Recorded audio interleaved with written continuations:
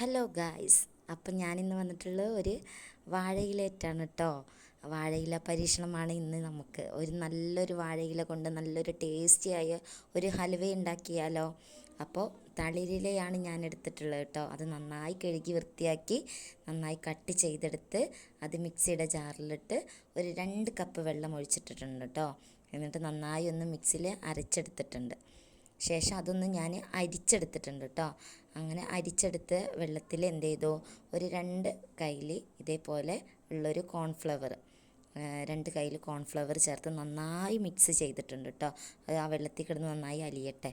ശേഷം എനിക്ക് ഈ വെള്ളത്തിന് പാകമായിട്ടുള്ള മധുരം ഇതുപോലുള്ള 4 സ്പൂണ് പഞ്ചസാര ഞാൻ ചേർക്കേണ്ടി വന്നിട്ടുണ്ട്. ആദ്യം ഞാൻ ഒരു 3 സ്പൂണാണ് ഇട്ടത്.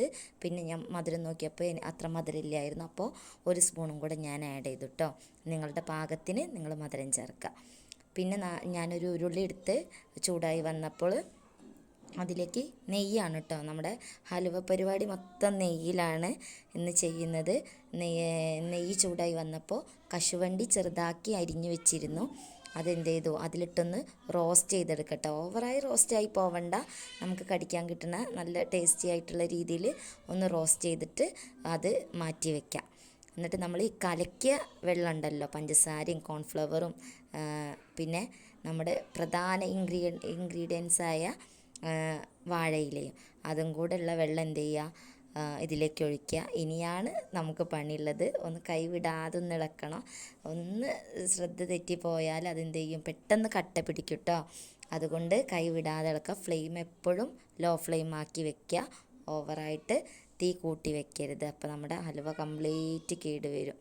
അങ്ങനെ നന്നായി ഇളക്കുക. അപ്പോൾ അങ്ങനെ കുറച്ച് കഴിയുമ്പോൾ തന്നെ അത് പെട്ടെന്ന് കുറുകി വരുന്നുണ്ട് കേട്ടോ. ലോ ഫ്ലെയിം ആക്കിയാൽ ഒരുപാട് സമയമൊന്നും എടുക്കണില്ല, പെട്ടെന്ന് തന്നെ കുറുകി വരുന്നുണ്ട്. ശേഷം ഞാനിതിന് ഫ്ലേവറിന് വേണ്ടിയിട്ട് കുറച്ച് ഏലക്കാപ്പൊടി ചേർത്തിട്ടുണ്ട് കേട്ടോ. അപ്പോൾ അത് നന്നായിട്ട് ഒന്ന് അതിൽ മിക്സായി വരട്ടെ. ശേഷം ഒന്നും കൂടെ കുറുകിയ ശേഷം കുറച്ചും കൂടെ ഒന്ന് കുറുകി വന്നിട്ടുണ്ടായിരുന്നു. കുറച്ച് ടൈമും കൂടെ ഇളക്കി കൊടുത്തപ്പോൾ അപ്പോൾ ഞാൻ എന്ത് ചെയ്തു, നമ്മുടെ റോസ്റ്റ് ചെയ്ത് വെച്ച അണ്ടിപ്പരിപ്പും അതിലിട്ട് കൊടുത്തിട്ടുണ്ട്. അങ്ങനെ കുറച്ച് നേരം കൂടെ ഒന്ന് മിക്സ് ചെയ്ത് വന്നപ്പോൾ നമ്മൾ ആദ്യം കണ്ട കളറായിരിക്കില്ല, കുറച്ച് കഴിഞ്ഞപ്പോഴേക്കിന് ഒരു വേറൊരു കളർ തന്നെ കിട്ടിയിട്ടുണ്ട്. നമ്മൾ കളറുകളൊന്നും ചേർത്തിട്ടില്ല കേട്ടോ.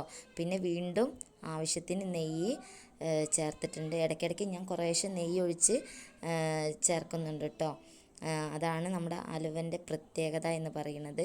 നല്ല നെയ്യ് വേണം ഇതിലേക്ക്. അത് നല്ല മിൽമയുടെ നെയ്യാണെങ്കിൽ ഒന്നും കൂടെ ആ ഫ്ലേവർ മുന്തിയിട്ട് നിൽക്കും. അപ്പോൾ ഞാനൊരു പ്ലേറ്റാണ് എടുത്തിട്ടുള്ളത്. ആ പ്ലേറ്റിൽ കുറച്ച് നെയ്യ് തടവിയിട്ടുണ്ട് കേട്ടോ. അതിലേക്ക് ഈ ഒരു പാകമായപ്പോഴെന്ത് ചെയ്തു, അതിലേക്ക് ഞാൻ വെച്ചിട്ടുണ്ട്. അങ്ങനെ ഇത് നമുക്ക് ഇനി കുറച്ച് റെസ്റ്റ് ചെയ്യാൻ വെക്കണം, ഒന്ന് ചൂടാറാൻ വെക്കണം. ചൂടാറി അത് താനം കണ്ട് വരും കേട്ടോ. അങ്ങനെ അടർന്ന് വരുന്നുണ്ട്, പ്ലേറ്റിലൊന്നും ഒട്ടിപ്പിടിച്ചിട്ടില്ല. അപ്പോൾ അതാ എനിക്ക് നല്ല അടിപൊളിയായിട്ട് കിട്ടിയിട്ടുണ്ട്.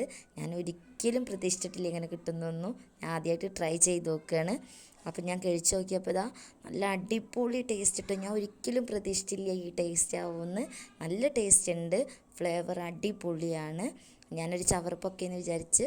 അപ്പോൾ എല്ലാവരും ഉണ്ടാക്കുക, ട്രൈ ചെയ്യുക, ലൈക്ക് ചെയ്യുക, സബ്സ്ക്രൈബ് ചെയ്യുക.